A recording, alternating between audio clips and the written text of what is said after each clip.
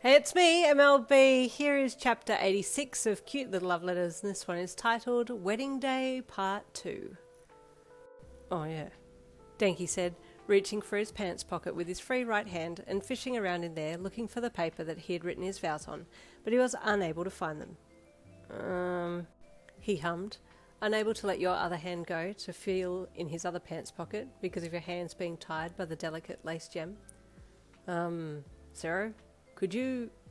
Oh, yep, gotcha, Sero said, as he felt into Denki's other pants pocket from behind him. Anything there?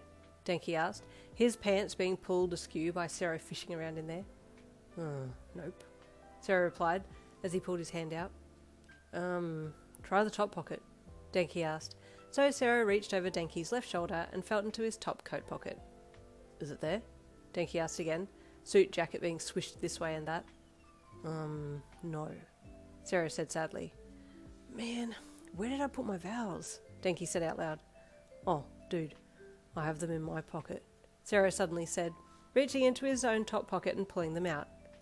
Oh, Denki said, and Kendo and Komori face-palmed while Alex cackled away. Silly, you giggled, as Sero handed the piece of paper over Denki's shoulder for him to grab with his right hand. Thanks, man, Denki chuckled, taking the paper from Sero and flicking it open. Okay, I'm ready, he said into the mic as the officiator held it out for him to speak into. The crowd chuckled and Denki cleared his throat. Vows for the wedding, he read. Oh, wait, you already know that, he said, obviously reading the title that he had written at the top of the paper. You giggled. Yin, he said, looking down at his paper. I tried to write down everything that I wanted to say to you, he said as he looked up at you, but this paper wouldn't be able to hold everything. You gave him a teary smile. I can show you what I've written here, he said as he turned the paper around to show you. Yin, would you read it to the audience? The officiator asked you, and then held the mic out for you to speak into it. It says, you are my world, you said. There was a series of awes and ahs from the crowd of onlookers, and you gave Denki a heartfelt look. So, what does someone do when their world is in one person? Denki then asked as the mic was put back in front of his mouth. You want to cherish your world. Feed it, care for it, give it all the best things in life, right? Because if you give, it'll come back to you. The world provides you with belonging and meaning. Your world is where you live. If you love where you live, you take care of it. So with that in mind, know that you're my world and I would do anything for you. If you're sick, I'll be there for you. If you're well, I'll be there beside you enjoying the good times, he said. You teared up again. He had thought so much into this, it was really sweet and surprising that he'd put that much effort into his vow. You squeezed his hand that was in yours and the mic was switched over to you. Denki, you said gently, my vows are so boring in comparison to yours, but I feel the same way. Did you want to read your vows? The officiator asked you, and you shook your head. No, I think this is perfect as it is, you replied. Well, we'll move on then, the officiator said. With the powers bestowed upon me as the official celebrant of this matrimony, I now pronounce thee husband and wife. You may now kiss, he said, and Denki grinned and stepped forwards, bending you backwards as his lips locked with yours. There was a brilliant cheer among the onlookers, and you kissed for a bit before he stood you back up and your lips broke apart. Everyone started clapping as you and Denki did a quick switch of sides so that your joined hands were in the middle and you turned to face the crowd. We're official now, Denki said brightly, and you grinned at him, the two of you raising your gem-laced hands into the air as a sign of we did it, and more cheering erupted. The song to walk out started, and you and Denki headed down the steps first, followed by your bridesmaids and groomsmen, and shaking people's hands and sharing quick hugs to your most favourite people on your way out to the courtyard and into the foyer. It was the most joyous occasion, and everyone was in high spirits as they entered the foyer. Yin, you forgot your bouquet, Alex said as they bounced over to you and placed a beautiful bouquet into your hands of mixed flowers from Mr. Sadatori's flower shop. Oh, thank you, Alex. There was so much going on, you said as you took the bouquet from your sprite friend. You did look beautiful out there, Alex said with a grin. There's also another that is looking rather lovely here, they said with a wink to you, and you pulled a surprised and curious face. Who, Alex? You asked. The beautiful mushroom girl. I might ask her to dance with me, Alex said with a sly giggle. Oh, Komori, yes, we didn't get to spend much time together as a group when we were getting ready for the wedding, did we? You were always late, you teased. Well, I'm technically in charge of the flower shop now since Mr. Sadatori's retirement, so I don't have a lot of time on my hands, Alex replied.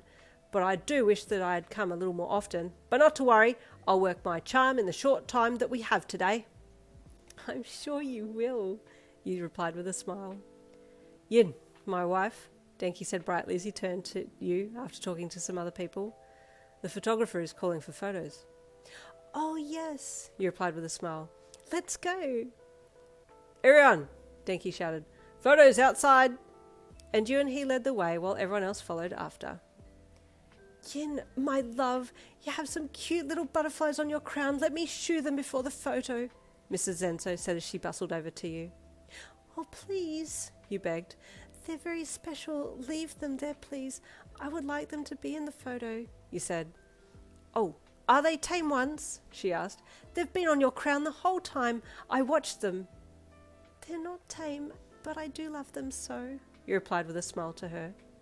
Well, it is your special day today, so if you want them there, then you shall have them there, she said with a quick kiss to your cheek, and then she bustled herself off. The photographer started calling out names of groups and slowly photos were taken. There was you and Denki with Class 1A, and then you and Denki with Class 1B, and then you and Denki with the market vote, then families, then extended families, and the list went on until everyone had had their turn at photos with you and your new husband. It was after all the pictures had been taken that your carriages arrived to pull you and your wedding party off to have your official wedding photos done, and you and Denki smiled as you got into the first horse-drawn carriage and your bridesmaids and groomsmen got into the other carriages. Wow, you said as Denki helped you sit and moved your dress around so that he could sit in the carriage beside you. This has been a very busy morning so far. I know, right? Denki replied as he sat down and closed the carriage door, and then you both waved out the doors to those standing by and waving at you. The carriage pulled away when you were all ready and took you down the road to a lovely national park where you'd have your photos taken in nature. For the next 3 hours, you and your small wedding party had pictures taken in all different places, but your favourite one was you and Denki standing in knee-deep water, kissing as the water sprayed up behind you. You had known that you were going to get wet and so had a change of outfit for the reception, which your mum had placed in the wedding carriage for you, thankfully. Alex, too, had a change of clothes since they had been the one to duck down behind you in the water pick and spray water up to get the effect that you wanted. After changing, you were back in the carriages and heading to the reception venue that was being held in a refurbished barn. It had a lovely rustic feel to it and was set up especially for wedding receptions, and you and your crew got out of the carriages and waited at the doors, ready to start the second phase of the night, the reception. Everyone ready? You asked up ahead as you and Denki stood at the back of the line, still with hands clasped together with the gem lace. Yes, they all chorused. Boys? Denki asked. Yeah, dude, they replied in various answers. Mineta, you gonna behave? Denki asked, looking at the purpleette who had been released for the reception under strict watch of Sero. Yes, he sung with resignation. Okay, let's go then, Denki said excitedly, waiting with you by his side, your hands still intertwined with the gem lace. Now I can just hear you all in the comment section, where's the rings? MLB, you forgot the rings. I didn't forget the rings, they're coming a little bit later. I decided to do a wedding that's like a little bit, like it's traditional, but there's a little bit of a twist in it. Not the usual sequence of events. Stay tuned for tomorrow, chapter 87 coming then. I'll see you then.